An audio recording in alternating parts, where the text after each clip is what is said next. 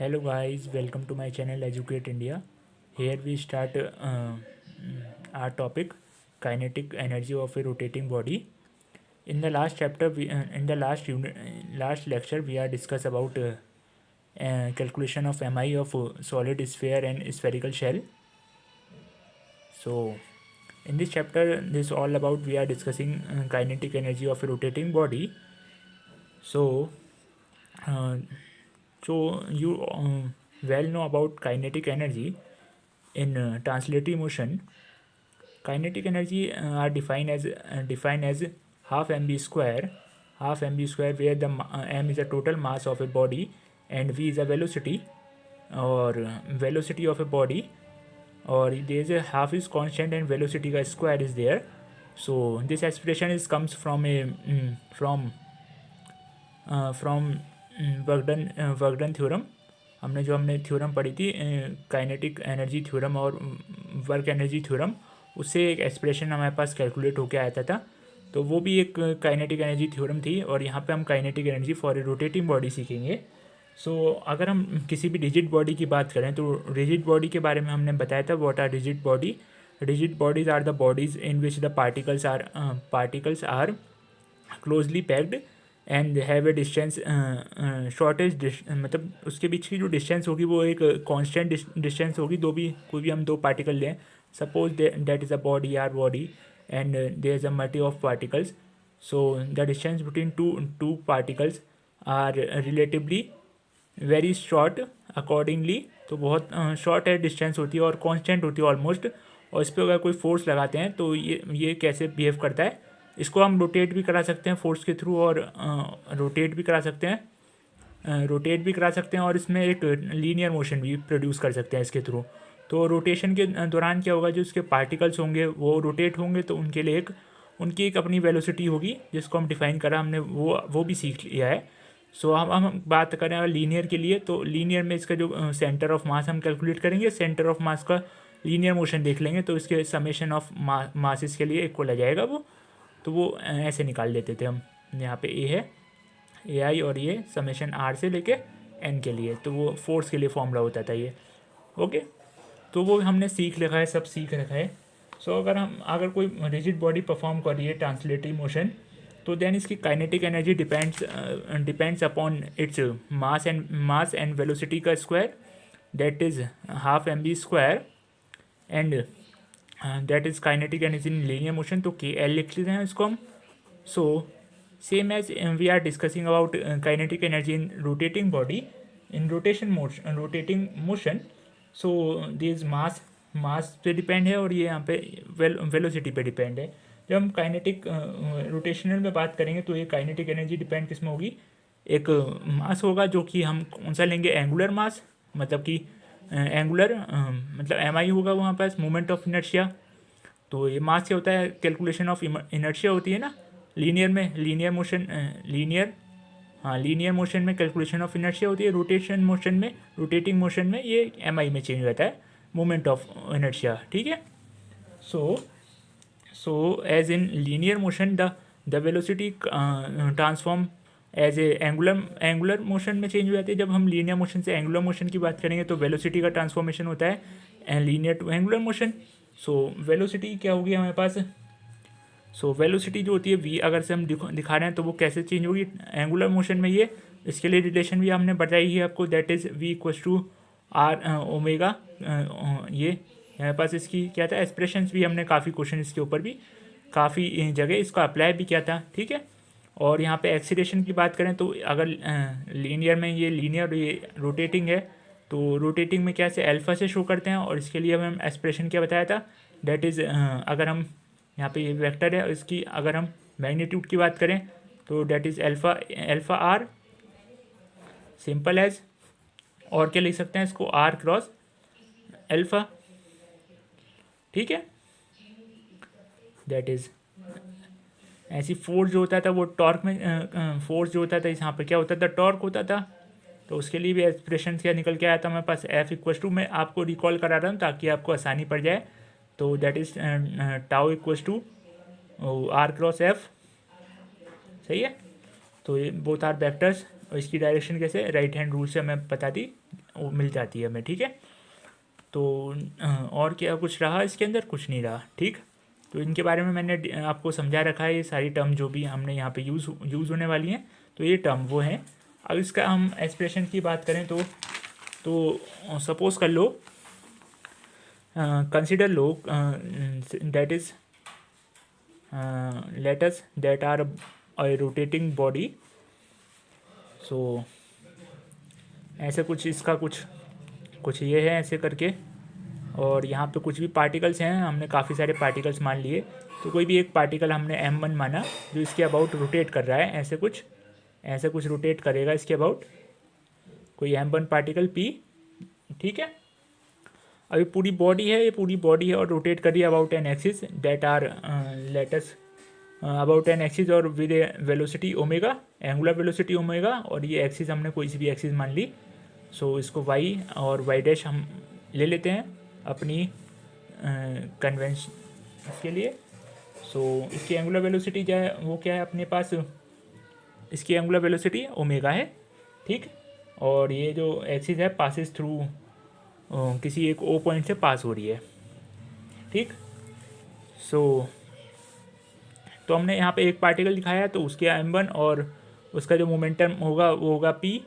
तो m1 और p, और ये पॉइंट हमने कहीं भी पॉइंट पे दिखाया तो वो भी पॉइंट है p, ठीक है, ठीक।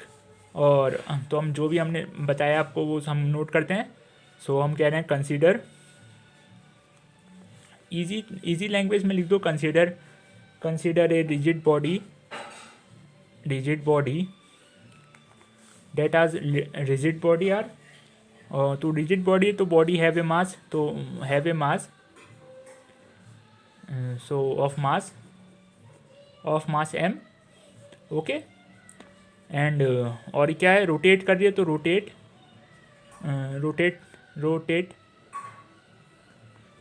विद इट्स ओन एक्सिस, अपनी कोई इसकी एक एक्सिस होगी जिसके अकॉर्डिंग रोटेट करिए विद एंगुलर वेलोसिटी ओमेगा, ठीक है, ठीक। और क्या है वो कोई भी एक्सिस है तो वो its own axis with angular velocity omega, ठीक। वो एक्सिस, अगर हम एक्सिस को ले रहे हैं तो वो हमने कह लिया कि वो एक्सिस क्या है, y और y डैश एक्सिस है जो कि पास हो रही है o से, तो यहाँ y डैश o लिख लो, तो y o y dash, okay. ये एक्सिस हमने लेट कर ली, ये वाली एक्सिस है, ठीक, ओके। देन तो एक rigid body consist of made up of number of particles.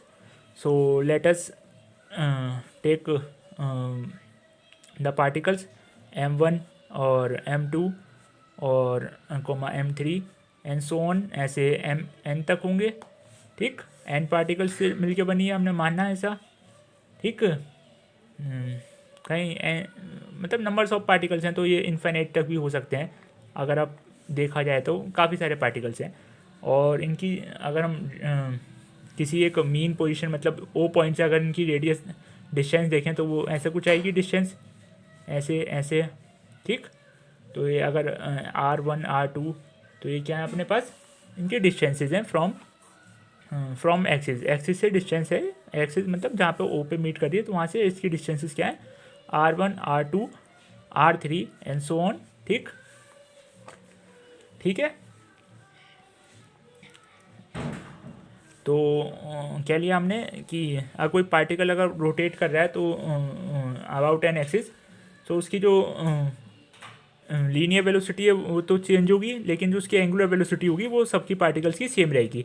अब कोई पार्टिकल यहाँ पे भी यहाँ से यहाँ तक डिस्प्लेस कर रहा है और ये पार्टिकल यहाँ से यहाँ तक डिस्प्लेस कर रहा है, ये तो इसके बीच का जो एंगल होगा ना वो तो सेम रहेगा। तो एंगल क्या होता है, लीनियर डिस्प्लेसमेंट, और वो कितने टाइम में कर रहा है, सपोज करो t टाइम में कर रहा है, तो that is theta upon dt, ठीक है। तो ये that is r upon velocity, ये अपनी वेलोसिटी होती है ओमेगा। अगर ये कंप्लीट रोटेशन करेगा तो वो 2 और कितने टाइम में कर लेगा वो हमने सपोज कर लिया कोई स्टैंडर्ड टाइम पीरियड ले लिया t0, तो इसको हम इसके इक्वल भी दिखा सकते हैं ऐसे, ओके, सो अब यहाँ तक आपको समझ में आया। ये छोटा ही है टॉपिक, वो कोई ज़्यादा इतना खास टॉपिक नहीं है ये, लेकिन फिर भी कभी एक आध बार पूछ लिया जाता है, इसके ऊपर क्वेश्चंस मिल जाते हैं।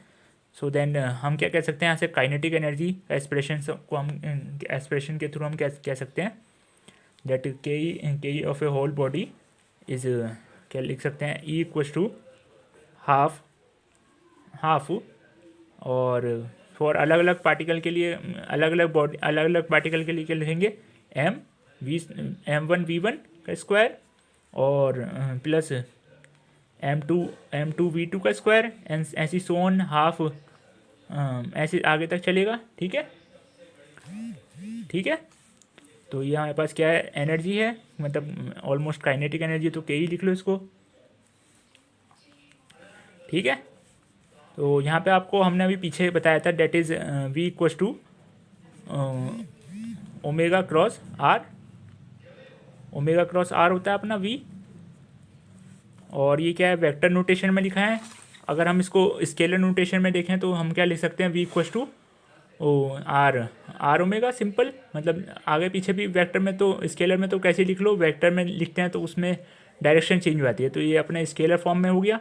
अब यही वैल्यू अगर हम पुट कर दें इसको इन इक्वेशन में अपनी, तो अपनी इक्वेशन क्या बन जाएगी यहाँ पे, हाफ M V की जगह यहाँ पुट कर दिया, तो दैट इज़ V स्क्वायर है, तो यहाँ पे R1 ओमेगा 1, तो ओमेगा तो सबके लिए कांस्टेंट रहेगी, तो क्योंकि हमने बता दिया कि डिस्प्लेसमेंट जो होगा कांस्टेंट सबके लिए, टाइम भी सेम है और डिस्प्लेस भी वो सेम उसमें करेंगे, दैट इज़ कांस्टेंट, तो R ओमेगा लिख लेंगे, तो ओमेगा लिखो, यहाँ पे इसका स्क्वायर है। ऐसे ही आगे के लिए, यहाँ मास 1 के लिए था और यहाँ मास 2 के लिए आएगा। बॉडी है तो उसका स्टैंडर्ड मास जो हमने कैपिटल M लिया है, तो उसको हम लास्ट में पुट कर देंगे। ठीक,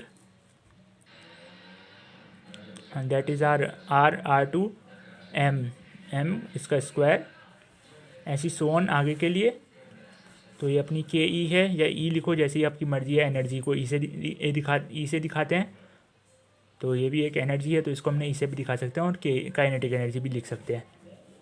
okay, then that is omega R common, तो इसको हम ऐसे लिख सकते हैं, कॉमन लिख सकते हैं, और बाकी जो टर्म बनेंगी वो अपने पास इसमें अंदर लिख सकते हैं, that is M1 R1 R square plus M2 R2 का स्क्वायर, ऐसे सो ऑन। ठीक है, और यहाँ स्क्वायर आएगा यहाँ पे, क्योंकि यहाँ पे क्या है, स्क्वायर करेंगे इसके सब में स्क्वायर है, तो स्क्वायर वाली टर्म बाहर आ गई, अपने पास कांस्टेंट है ना वो, और यहाँ पे ये अपने पास टर्म क्या बन गई, that is our summation small m से r, summation small m r बन गया ये, और स्मॉल i यहाँ पे ये लिख लो, और r चेंजेस टू 1 से लेके n के लिए, और n की वहाँ पे कोई वैल्यू है नहीं हमारे पास, एक्चुअल में n की वैल्यू है या नहीं है, मतलब नंबर ऑफ पार्टिकल्स है ना, तो ये n की वैल्यू इन्फाइनाइट भी हो सकती है, हम n को डिफाइन ही नहीं कर सकते, तो इसको ऐसे ही छोड़ देना, इसको सीधा, दैट इज़, हम वैसे लिखते तो n पार्टिकल ही है, तो n लगा देना, कोई भी इससे कोई मतलब नहीं है, वरना आप सिंपल क्या लिख सकते हो, that is summation M/R, simple ये लिख दो, आई को हटा दो, तो उससे भी कोई फ़र्क नहीं पड़ेगा। ठीक है, यहाँ पे स्क्वायर भी है एक्चुअल, तो यहाँ पे स्क्वायर भी, so that is are called, I कहते हैं इसको मोमेंट ऑफ इनर्शिया, MI आ गया, ये MI का एक्सप्रेशन हमने यही बताया था आपको, तो ये अपना आई आ गया, तो ये अपने पास क्या हो गया, half I omega square equals to K E, अपने पास काइनेटिक एनर्जी का एक्सप्रेशन आ गया। तो ये इनफ है, अपना इतना ही है। तो अगर यहाँ पे काइनेटिक एनर्जी को पूछें व्हाट इज़ काइनेटिक एनर्जी, सो इसके लिए अगर हम यहाँ पे आई की वैल्यू, ओमेगा की वैल्यू 1 पुट करें, और आई की वैल्यू जो है, तो ओमेगा की वैल्यू 1 पुट कर दें, तो यहाँ पे आई की वैल्यू क्या निकल के आएगी अपने पास, 2 काइनेटिक एनर्जी के इक्वल आएगी। ठीक है, 2 काइनेटिक एनर्जी के इक्वल आएगी, या अपने पास इतना ही आ गया, या अपने पास क्या आ गया, ये अपने पास है kinetic energy of a rigid body, rotating rigid body, ये उसके लिए एक्सप्रेशन आ गया। तो यहाँ पे हमने अगर इसके लिए ओमेगा की वैल्यू 1 रख दी, वन कांस्टेंट कर दी, 1 रेडियन पर सेकेंड, 1 रेडियन पर सेकेंड, ठीक है, 1 रेडियन पर सेकेंड कर दी इसके लिए। तो यहाँ पे जितनी भी टर्म आई वो आई जो आया वो क्या हो गया, two times of kinetic energy हो गया। सो वही है अपना सिंपल, क्या कह सकते हैं हम, तो ये काइनेटिक एनर्जी कौन सी है, रोटेटिंग बॉडी में काइनेटिक एनर्जी है, तो के इसको क्या लिख सकते हैं, KET लिख लो इसको, छोटा सा टी यहाँ पे काइनेटिक एनर्जी के लिए, ताकि आपको याद रहे। ओके, सही है। तो इसको हम क्या कहेंगे, इसको हम कहेंगे कि इससे हम क्या बता सकते हैं, आई को डिफाइन कर सकते हैं यहाँ से। तो that is I moment of inertia को हम यहाँ से डिफाइन कर सकते हैं। तो moment of inertia of any ये कोई भी अगर रिजिड बॉडी के लिए ना, तो any rigid body is twice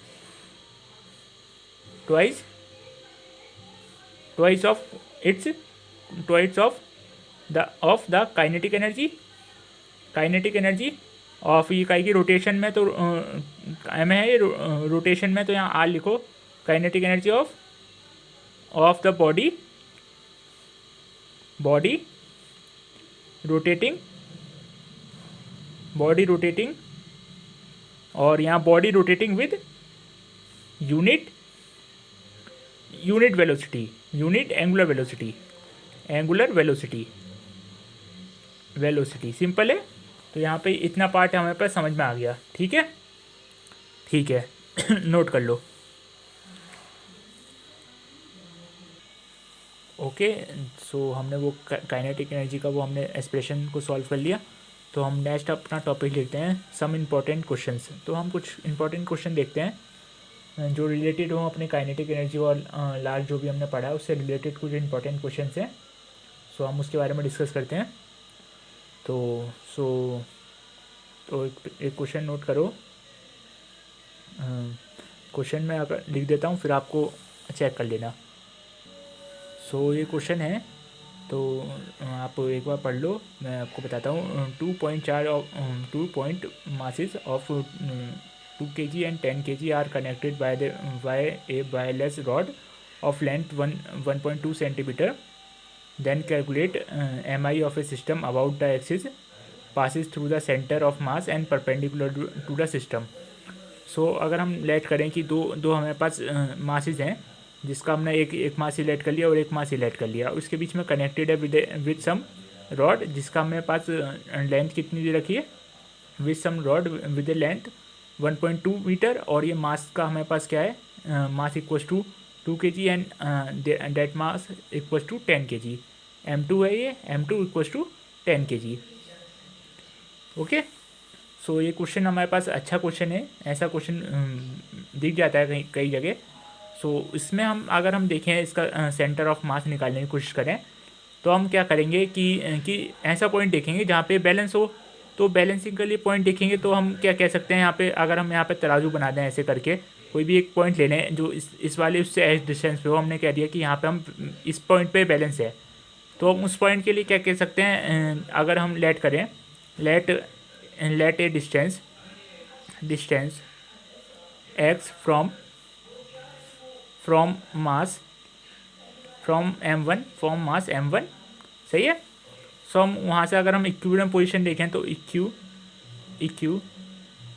equilibrium position देखें तो वो उसके लिए हम क्या एक्सप्रेशन लिख सकते हैं, इसको m1r1 मतलब moment of mass for r1 equals to m2r2, ठीक है। कोई भी एक डिस्टेंस बची होगी यहाँ पे, तो डिस्टेंस ली हमने, तो ये है rx, और बची हुई डिस्टेंस क्या होगी यहाँ पे पास सेंटर से, यहाँ से अगर हम लिया तो ये कितनी 1.2 माइनस एक्स, ठीक है।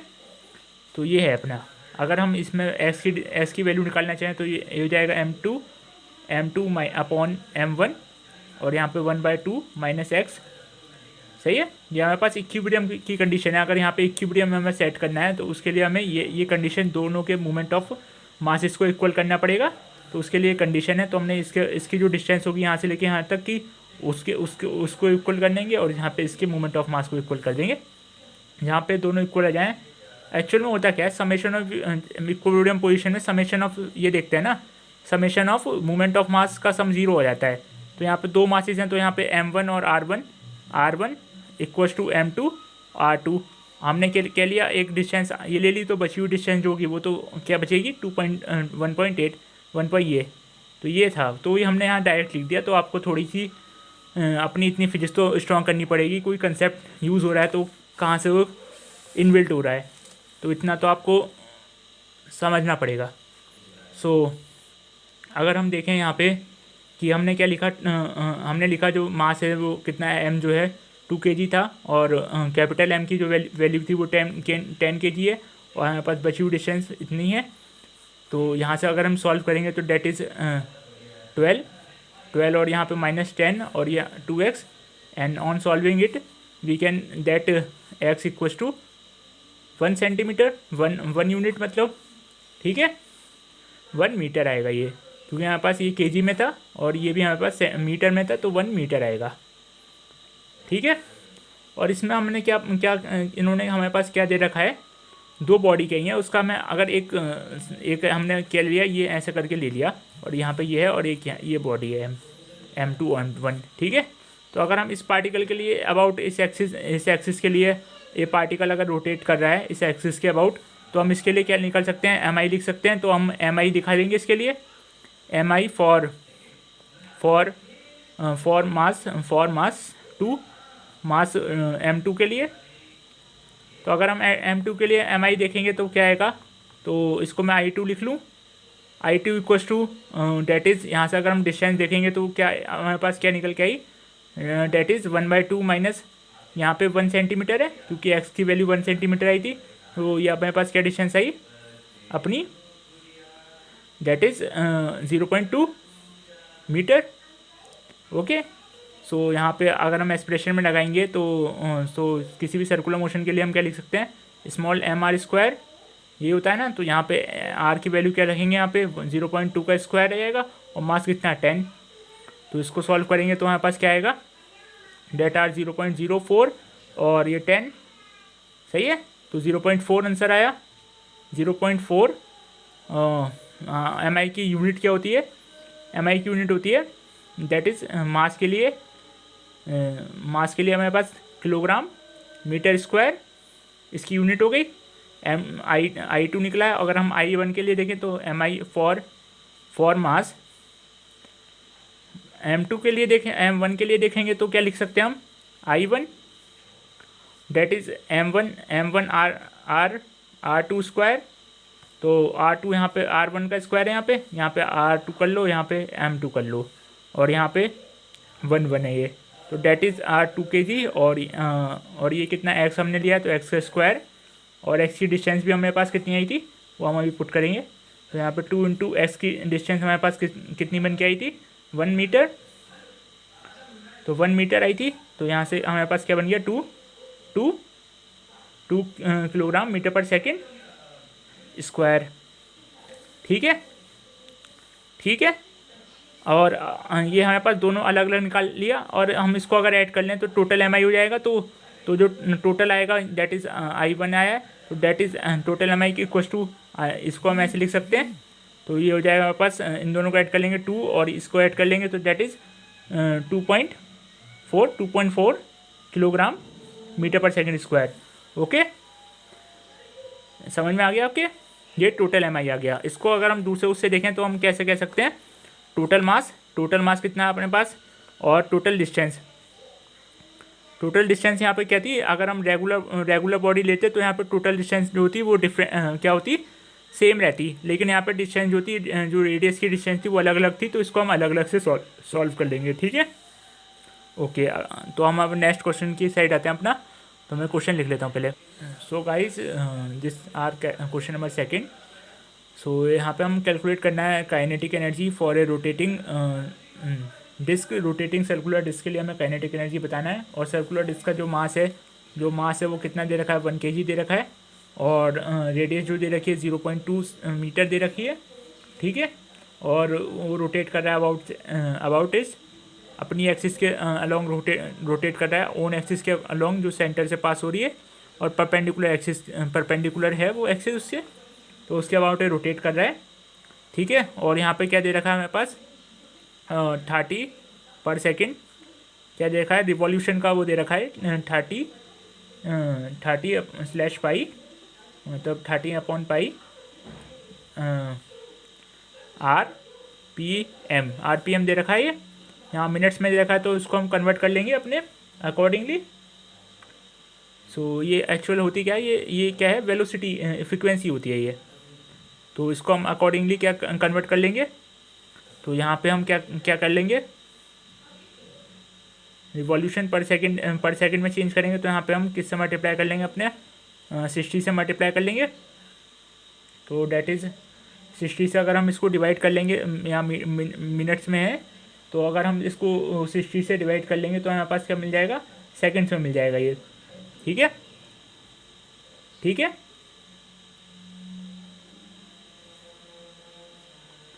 पर सेकंड है ना, पर मिनट, तो पर मिनट मतलब अपॉन में है, तो मिनट ऐसे है, मतलब रिवॉल्यूशन पर मिनट, 1 मिनट में है। अगर वो मिनट अपॉन में आ रहा है तो वहाँ पे अपॉन वाले में मल्टीप्लाई कर लो 60 से, तो अपॉन में 60 से मल्टीप्लाई कर लेंगे, तो यहाँ पास क्या बन जाएगा, ये बन जाएगा 1/2 पाई RPS रिवॉल्यूशन पर सेकेंड। ठीक है, ये फ्रिक्वेंसी हमारे पास आ गई।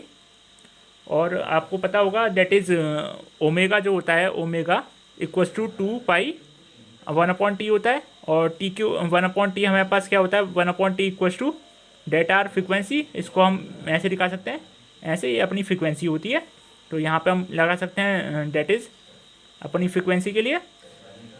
सो यहाँ इस एक्सप्रेशन से हम क्या निकाल सकते हैं, यहाँ पे अगर ये वाली वैल्यू पुट कर दें, तो यहाँ पर वेलोसिटी की वैल्यू क्या, एंगुलर वेलोसिटी की वैल्यू क्या आएगी, 1 रेड पर second inverse.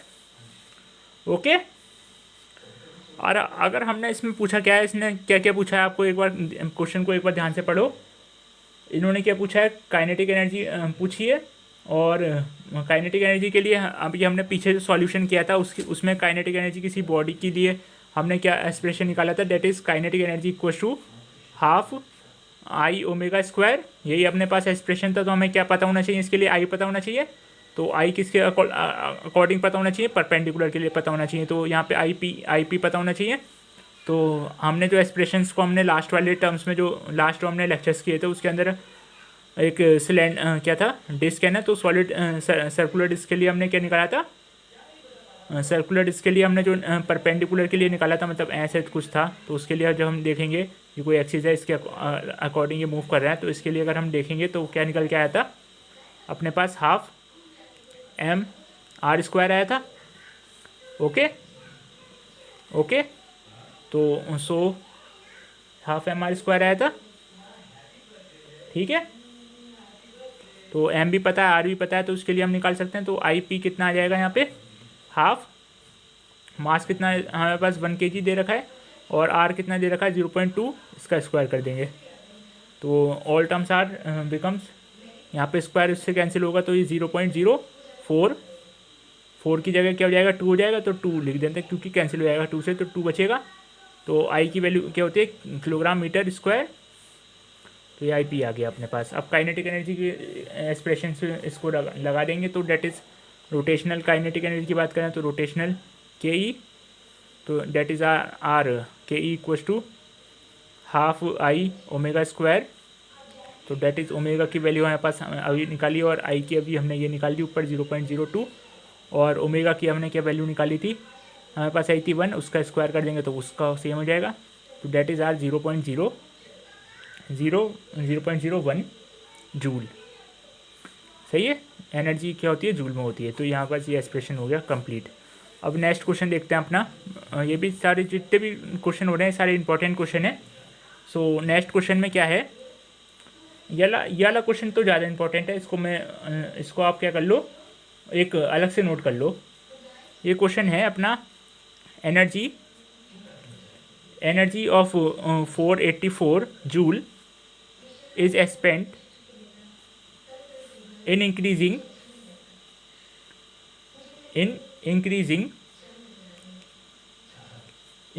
the speed of A fly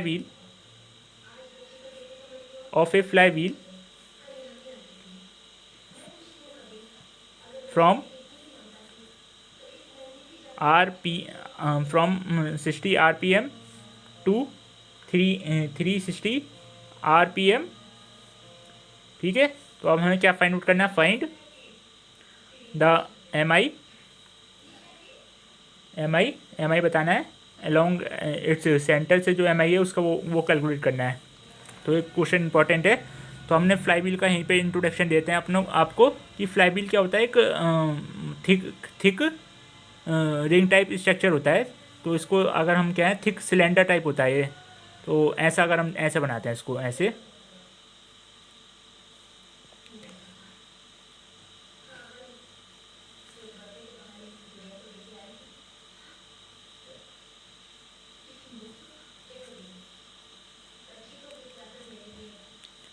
ऐसा कुछ होता है ये। आपने देखा होगा फ्लाई व्हील ऐसा कुछ होगा, ऐसे ऐसे ही कुछ बनेगा ये ऐसे, और ये ऐसे ऐसे, ये ऐसे, ये रोटेट करेगा अबाउट इसकी कोई एक्सिस होगी, एक्सिस ऑफ रोटेशन। ये आपको अगर कभी आप फिजिक्स लैब गए होगे तो वहाँ पे एक फ्लाई व्हील के लिए एक एक्सपेरिमेंट भी होता है जिसमें हम वेट उसके ऊपर यूज़ करते हैं और उसमें काइनेटिक एनर्जी का चेंज देखते हैं। तो एक वो एक्सपेरिमेंट भी होता है, फ्लाई व्हील एक्सपेरिमेंट कहते हैं, उसमें एम आई कैलकुलेशन के लिए एक्सपेरिमेंट है। तो यहाँ पे वही यहाँ पे क्या है, मेरे पास वही चीज़ है, उसको हम यूज़ करेंगे। यहाँ पे भी एम आई कैलकुलेट करना है। तो ये क्वेश्चन अच्छा क्वेश्चन है। सो यहाँ पे जो भी एनर्जी होगी वो क्या है कि काइनेटिक एनर्जी की टर्म में रिमूव होगी। ठीक है, तो हमें गिवन क्या है, हमारे पास गिवन देखो, गिवन अपने पास क्या है, गिवन के ही गिवन है, सिंपल एनर्जी गिवन है। तो एनर्जी इक्वल्स टू 484 जूल। ठीक है, सही है, ओके। और हमारे पास क्या पता है, फ्रीक्वेंसी पता है, दैट इज़ 60 RPM। तो इसको अगर हम सेकंड में चेंज कर देंगे तो यहाँ पे क्या हमने आपको बताया कि 60 से इसको डिवाइड कर देंगे, तो इसको 60 से डिवाइड कर दोगे, दैट इज़ 1 RPS में चेंज हो जाएगा, सिंपल है। और V2 भी पता है हमारे पास, पहले इतनी थी, फिर उसको चेंज करके क्या कर दी थी, 360 कर दी थी। तो RPM थी ये, इसको अगर चेंज करेंगे तो 360/60 आएगा। और इसके लिए क्या एक्सप्रेशन बन गया, 6 RPF में चेंज हो गया ये। ठीक है, 1 सेकंड में 6 रिवॉल्यूशन हो जाएंगे। और यहाँ पे कितने हो रहे थे, यहाँ पे हो रहे थे अपने पास 1 सेकंड में 6 रिवॉल्यूशन होंगे। ऊपर पहले हो रहे थे 1 सेकंड में 1 हो रहा था, अब 6 कर दिए इन्होंने। तो हमने आपको क्या बताया था, V equals to 2 pi V बताया था फ्रीक्वेंसी के लिए। ये हमने ये फॉर्मूला पीछे बताया था आपको, और इसको बताया था कैसे आता है ये। तो इसके लिए हम सिंपल वी निकालेंगे, क्योंकि हमें क्या निकालना है, काइनेटिक एनर्जी। काइनेटिक एनर्जी में क्या होता है, हाफ ओमेगा होता है। तो ओमेगा हमें पहले कैलकुलेट करना पड़ेगा। तो omega half I omega square होता है ना काइनेटिक एनर्जी का एक्सप्रेशन। तो हमें पहले ओमेगा कैलकुलेट करना है। तो हम ओमेगा के लिए क्या कह सकते हैं, that is our omega for omega 1 क्या आएगा अपना पास, 2 पाई फ्रीक्वेंसी ऑफ फर्स्ट, तो डेट इज़ 1। तो यहाँ पास 2 पाई आ गया, रेड सेकेंड इनवर्स। और ओमेगा 2 कितना आएगा आपके पास, 2 पाई और 6 है यहाँ पे, तो ये अपने पास आ गया 12 पाई रेड सेकेंड इनवर्स। ठीक है, सो एम आई क्या होता है, जो एम आई आएगा अपने पास ऑफ ए व्हील, जो भी है हमारे फ्लाई व्हील है। तो इसके लिए एम आई की वैल्यू क्या हो सकती है, तो हम सीधे एम आई देखें तो आई इक्वल्स टू क्या होता है, हाफ आई इक्वल्स टू क्या है अपने पास देखो, रुको, यहाँ पे अगर हम काइनेटिक एनर्जी देखें, पहले जैसे मूव कर रहा था, क्योंकि काइनेटिक एनर्जी का चेंज दे रखा है ना, तो पहले काइनेटिक एनर्जी देखें इसके लिए, तो क्या आएगी, हाफ आई ओमेगा स्क्वायर। तो यहाँ पे I1 लिख लो। तो हाफ ओमेगा की क्या वैल्यू है हमारे पास, फर्स्ट केस में 2 पाई I1 का स्क्वायर। ठीक है, तो यहाँ पे आई जो होगा ना, ये आई तो हमेशा सेम रहता है किसी बॉडी के लिए। आई जो है ना उसके किस पे डिपेंड होता है, मास पे और रेडियस पे। तो मास और रेडियस क्या है, अगर वो मास भी कांस्टेंट होता है और रेडियस भी कांस्टेंट, तो आई किसी भी बॉडी के लिए एक इंटेंसिक प्रॉपर्टी हो गई आई। तो इंटेंसिक प्रॉपर्टी है आई, तो ये क्या होगी, कांस्टेंट आएगी इस बॉडी के लिए। तो यहाँ पे I1 और I2 का कोई सवाल नहीं होता। ठीक है, सो इसके लिए हम क्या कह सकते हैं, दैट इज़ आर पाई आई हो गया के आई के लिए, और K2 के लिए क्या कहेंगे हम, 1/2 6 पाई, वो सॉरी 12 पाई, किस में चेंज हो रहा था ना, 12 में चेंज हो रहा था, तो यहाँ पे स्क्वायर भी आएगा अपना, ओमेगा स्क्वायर आता है ना, तो स्क्वायर आएगा, तो यहाँ पे क्या हो जाएगा अपना 2 आएगा, और 2 पाई स्क्वायर आएगा यहाँ पे, और दैट इज़ आर 1/2 12 पाई का स्क्वायर आई। सिंपल है, सही है। अब यहाँ पे हमारे पास एनर्जी का चेंज पता है, तो K2 माइनस K1 पता है हमारे पास, तो डेट इज़ आर 484 ये चेंज है इसका, ठीक है। तो इसको अगर हम सॉल्व करेंगे तो यहाँ पे आएगा कितना होता है 144, और उसको 2 से डिवाइड करेंगे तो बचेगा 72, और यहाँ पाई का स्क्वायर, तो यहाँ बचेगा pi square 72 pi square minus कितना 2 पाई, यहाँ पे आई भी चल रहा है और यहाँ पे भी आई है, 2 pi square I equals to 484, that is I यहाँ से कॉमन, और जब इसको सॉल्व करोगे तो 72 minus 2 equals to 70, that is 70 pi square, और यहाँ पे 484, और जब यहाँ पे पाई की वैल्यू लगाओगे तो डेट इज़ 22/7, तो पाई का स्क्वायर है, तो यहाँ पे हम क्या लिखेंगे, that is I equals to 184/70 pi square, ठीक है। तो इसको अगर सॉल्व करोगे तो यहाँ पे देख लो 70 और ये पाई का क्या है 22/7 का स्क्वायर, ठीक है। और यहाँ से क्या बन गया 484 मल्टीप्लाई बाय 7 × 7, और अपॉन में कितना 70/22 मल्टीप्लाई 22, अब देख लो यहाँ हो गया 49 मल्टीप्लाई बाय, इससे कैंसिल हो रहेगा ये 78, यहाँ 7, दैट इज़ 6 टाइम, और ये 6 टाइम 6 और 64, तो 63 पहुँचता है, तो ये भी यहाँ पास कैंसिल नहीं हो पा रहा, तो इसको जब सॉल्व कर लोगे तो लगभग देखें या तो यहाँ 22 इससे कैंसिल हो जाएगा ये, डेट इज़ आर 22 के लिए, और इससे कैंसिल 1 आ जाएगा, ठीक है। और बचा हुआ पार्ट कितना बचेगा अपने पास, एक 7 से ये 7 कैंसिल, तो 7/10 बचा, तो डेट इज़ आर 7/10 मतलब 0.7 kg मीटर पर सेकंड स्क्वायर, ठीक है।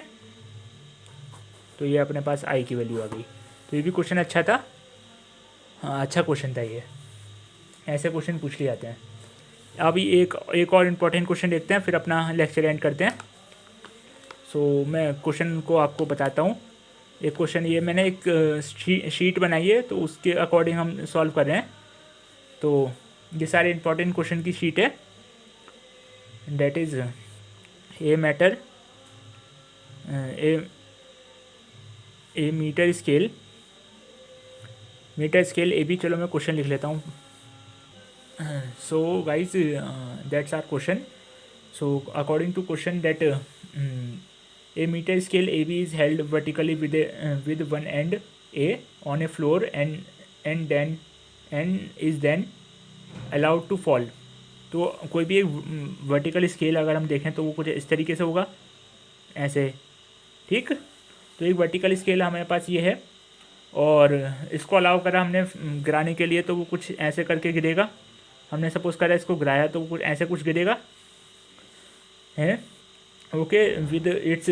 तो हमें क्या बताना है, ये कोई पॉइंट है बी और ये पॉइंट है ए एंड बी, 2 पॉइंट है, और इसकी बी जो पॉइंट है यहाँ पे, इसकी वेलोसिटी बतानी है कि क्या वेलोसिटी आएगी। सो ये क्वेश्चन है अपने पास। जब ये गिरेगा तो यहाँ पे कुछ ऐसा बनेगा, और ये कुछ ऐसा है कि ये अपनी पोजीशन से स्लिप नहीं हो रहा, और ये क्वेश्चन अपना इम्पोर्टेंट है, ठीक है। तो ऐसा कुछ गिरेगा, तो इसको मैं आप सॉल्व करके बताता हूँ आपको कैसे करना है।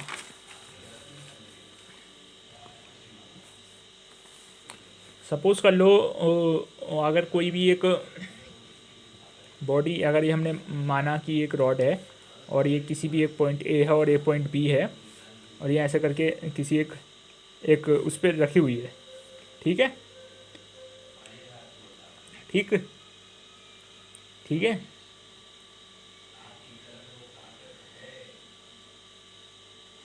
ओके, अब इसका ये पॉइंट बी था ये, और ये इसके ऐसे करके गिरेगा, ऐसे करके गिरेगा।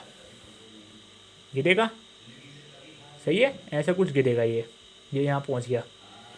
तो आपको क्या क्या पता होना चाहिए इसके लिए।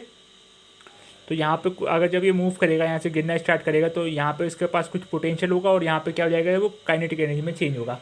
तो इसका पोटेंशियल एनर्जी और काइनेटिक एनर्जी में अगर चेंज होगा, तो यहाँ पे इसका अगर इस पॉइंट पे पोटेंशियल देखें, सो अगर ये इसकी बॉडी का पूरा मास अगर हम एम लेट कर लें, तो और इसकी लेंथ एल लेट कर लें, अगर इसकी लेंथ एल लेट कर लें और इसका मास एम लेट कर लें, तो हम क्या कह सकते हैं, तो let M and L be the length, be the mass and length, ठीक है। तो उसका एक एंड जो है हमारे पास ए जो है वो क्या है, फ्लोर से टच है, और सेंटर ऑफ यहाँ पे कोई एक पॉइंट होगा जहाँ पे इसका जो सेंटर ऑफ मास होगा, और सेंटर ऑफ मास और सेंटर ऑफ ग्रेविटी इस पॉइंट पे देखेंगे तो वो क्या हो जाएगा, दोनों एक ही पॉइंट पे लोकेट करेंगे। दो सेंटर ऑफ मास जो होता है और centre of gravity, centre of mass जो होता है हम उसको कैसे डिफाइन करते हैं, centre of mass is a point at which the whole mass of a body assume to be concentrated, ठीक है। और अगर हम सेंटर ऑफ ग्रेविटी की बात करते हैं तो वो भी अगर सेम है, बस वहाँ पे मास की जगह क्या हो जाता है, वेट हो जाता है। उसके अंदर थोड़े से बहुत ही सिंपल डिफरेंसेस होते हैं। कई बॉडी के लिए सेंटर ऑफ मास की लोकेशन अलग होती है, और उसकी और सेंटर ऑफ ग्रेविटी की लोकेशन अलग हो सकती है। तो अलग अलग लोकेशन के लिए उसमें डिस्टर्बेंस हो सकता है मास में। बाकी जो होता है ऑलमोस्ट सेम होता है। तो अगर हम इसका सेंटर ऑफ मास यहाँ पे मान रहे हैं, तो उसके लिए हम सेंटर ऑफ ग्रेविटी भी इधर ही रहेगी, और वो डायरेक्शन हो जाएगी नीचे, ठीक। अब जब ये गिरेगा तो ऐसा करके ये सेंटर ऑफ ग्रेविटी क्या हो जाएगी, मूव होती रहेगी। तो ऐसे कुछ ऐसे, फिर यहाँ से ये ऐसे, और ऐसे करके इस पॉइंट पे ऐसे करके सेंटर ऑफ ग्रेविटी के थ्रू ये क्या हो जाएगा, मूव हो जाएगा। सेंटर ऑफ ग्रेविटी का कंसेप्ट हमारे पास कब आता है, जब हम बात करते हैं किसी भी बॉडी के लिए। तो सेंटर ऑफ ग्रेविटी की मदद से हम क्या निकाल सकते हैं, उस बॉडी की वेट निकाल सकते हैं, सेंटर वेट निकाल सकते हैं उस बॉडी का। कोई हमने बॉडी ले ली, नंबर्स ऑफ पार्टिकल्स, अगर हम उसको ग्रेविटी के थ्रू देखें तो यहाँ पे इसका सेंटर है, तो जहाँ पे इसका मास लोकेट कर रहा है, तो उस पॉइंट के अलावा हम क्या निकाल सकते हैं, सेंटर ऑफ ग्रेविटी निकाल सकते हैं, ठीक है। ओके, सो इस क्वेश्चन में हम देखेंगे कि क्या हमने सॉल्व किया। तो कोई भी इसका अगर हमने एल ले ली, तो इसका एक सेंटर जो मिलेगा, कोई भी रॉड है ना, ये रॉड बोलिए, कोई भी मीटर है या फिर रॉड ले लो, कुछ भी ले लो आप, तो उसका सेंटर में उसका सेंटर ऑफ मास मिलता है, तो that is centre position is L/2। तो यहाँ पे L/2 पे हमारे पास क्या मिल जाएगा, दैट इज़ L, और ये पूरी कंप्लीट है, ये 12/2 है, और ये L/2 मिलेगी हमारे पास, जहाँ पे ये क्या हो जाएगा, गिरेगा। सो अगर हम देखें कि आपको क्या समझना है, अब इसके अकॉर्डिंग गिर रहा है, ये इसके अकॉर्डिंग गिर रहा है, सही है, इसके अकॉर्डिंग गिर रहा है। सो हम क्या कह सकते हैं, डेट इज़, तो यहाँ से ही क्या हो जाएगा, अगर इसके लिए जो सेंटर ये है, तो यहाँ पे अगर हम IA देखें, IA, तो that is our ICM plus M और L/2 का स्क्वायर यही होगा। वहाँ पे रेडियस का स्क्वायर होता है, तो उसकी रेडियस कितनी है, यहाँ से लेकर डिस्टेंस कितनी है, R/2 है, तो वहाँ पे मैंने R/2 का स्क्वायर लिख दिया है। और ये रॉड के लिए हमारे पास क्या होती है, इसकी वैल्यू क्या होती है अपने पास, हमने जो पीछे जितने भी हमने केसेस करे थे उसमें हमने वैल्यू आपको बताई थी, किसी भी रॉड के लिए उसके मिड के लिए क्या वैल्यू आती है, ML²/12 आती थी, ठीक है, ठीक है। तो यहाँ पे हम वही वैल्यू रखेंगे, ओके, सही है। तो डेट इज़ ML²/12, और यहाँ पे क्या हो जाएगा, ML²/4। जब इसको सॉल्व कर लेंगे तो that is are 12 is LCM.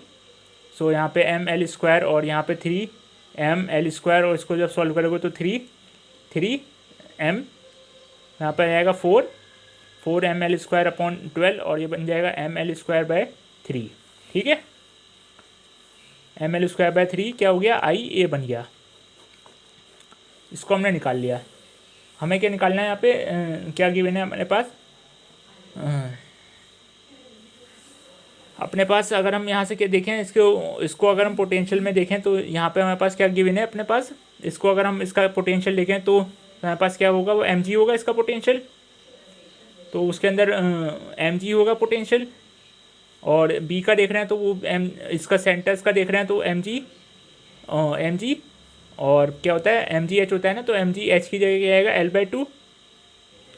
अभी सेंटर ऑफ मास जो है वो मूव करेगा नीचे की साइड, तो डाउनवर्ड बार पोटेंशियल क्या हो जाएगा इसका, लॉस इन पोटेंशियल होगा। तो लॉस इन पोटेंशियल क्या कह सकते हैं हम, क्या लिखेंगे, लॉस इन पोटेंशियल,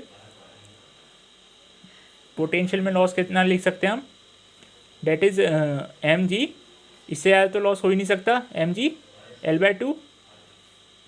ठीक है, ठीक है चलो। और अगर हम उस पॉइंट के लिए जो हमने अभी पॉइंट लिखा है उसके लिए अगर हम ओमेगा देखें तो ओमेगा की वैल्यू क्या आ सकती है, ओमेगा इक्वस टू मतलब v वेलोसिटी देखें तो velocity equals to omega r होती है। और यहाँ पे r कितनी है अपने पास, टोटल लेंथ है। अब बी पॉइंट के लिए देख रहे हैं तो हम टोटल लेंथ है, तो ये v लिख लो इसको। ठीक है, तो ये अपने पास क्या आएगा, ओमेगा कितना आ जाएगा अपने पास, b upon total length L। तो ये इसको हम ले सकते हैं, ये सिंपल। ठीक है, सो जब हम क्या बात करते हैं अपने पास गेन इन काइनेटिक एनर्जी, मतलब क्या हो गया, रोटेशनल हो रहा है तो यहाँ पे काइनेटिक एनर्जी क्या हो जाएगी, रोटेशनल काइनेटिक एनर्जी का फॉर्मूला क्या होता है, हाफ I अभी हमने निकाल लिया ओमेगा²। सो ओमेगा के लिए वी एल का स्क्वायर लगाएंगे, और I हमने पास कितना निकाला, ml²/3 और इसका हाफ। तो ये this all terms are L, और यहाँ पे L का स्क्वायर है अपॉन 3 और मल्टीप्लाई ये, और अपना क्या v/L², इससे कैंसिल, तो बचा हुआ टर्म कितना बचा अपने पास,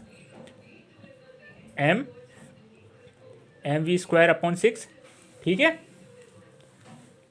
सही है। ये क्या हो गया, काइनेटिक एनर्जी में चेंज होगा, मतलब इंक्रीजिंग काइनेटिक एनर्जी। ये हो गया गेन इन काइनेटिक एनर्जी में, गेन काइनेटिक एनर्जी इतनी होगी इसमें। अब जो गेन काइनेटिक एनर्जी वही इसका लॉस इन काइनेटिक एनर्जी होगा। तो लॉस इन पोटेंशियल एनर्जी, तो गेन इक्वस टू गेन के इक्वस टू लॉस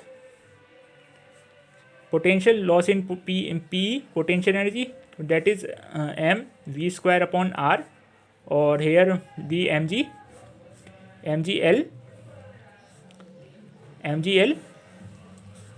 L/2।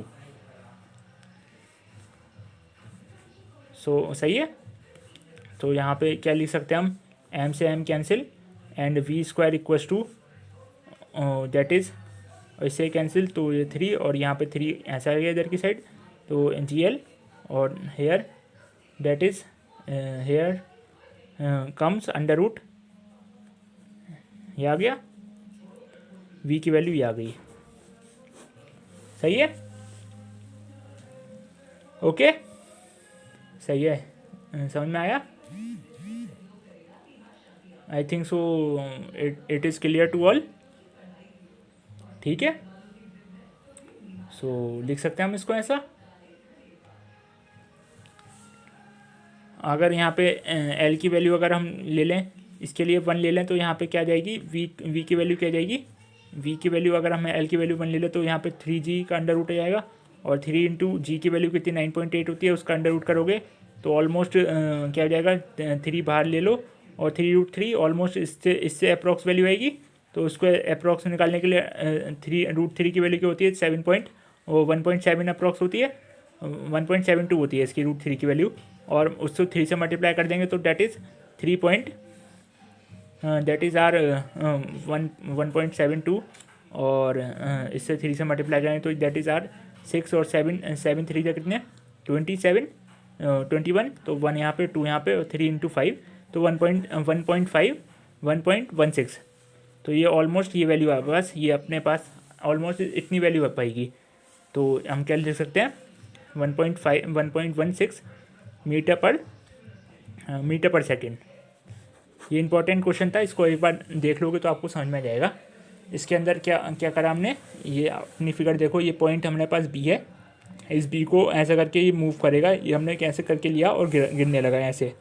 हमने क्या क्या लिया, ये सपोज कर लो ये पेन था और ये अपना ऐसे पेन है और ये अपना ऐसा करके गिर रहा है, फॉल हो रहा है, मतलब ऐसे खड़ा था, ऐसे है ये, ऐसे इस टाइप में कुछ, और अपना ऐसे करके गिर रहा। ऐसे करके गिर रहा है ये, ठीक। तो ये सेम है अपना, देख लिया जैसे हो गया ये सिंपल।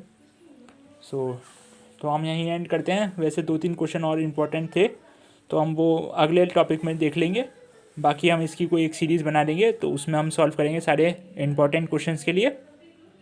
तो thank you to all, thank you.